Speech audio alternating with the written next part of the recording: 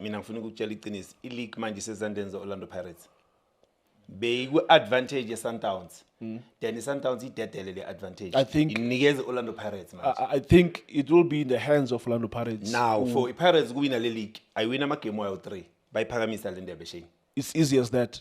Akukho lula but uyayibona i-Pirates yeah, I know it's easy ukuthi ngawina lama games. Yes, I know ukuthi what I mean basically in City is like that. I mean ukuthi ilula ngalendlela ibeka ngayo ukuthi if they win their games i-league yabo, but if they fumble along the way then the rest is probably Sundowns because Sundowns have the points. They're leading by 3 points. Yeah. Ngiyakuthola Shane. Yeah, let me say Shane ku game namhlanje man ngibongise i-team efana ne-Kaizer Chiefs. I think from 2021 until ule season le ba achievile ukuthi bangathola 2 points ku season e1 against Sundowns.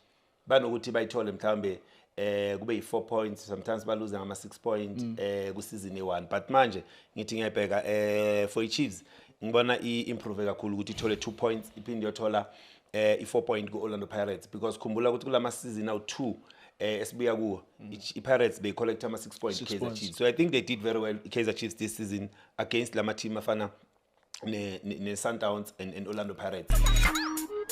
The safety you need and the fun you want. There's space for every fun in the Toyota Starlet.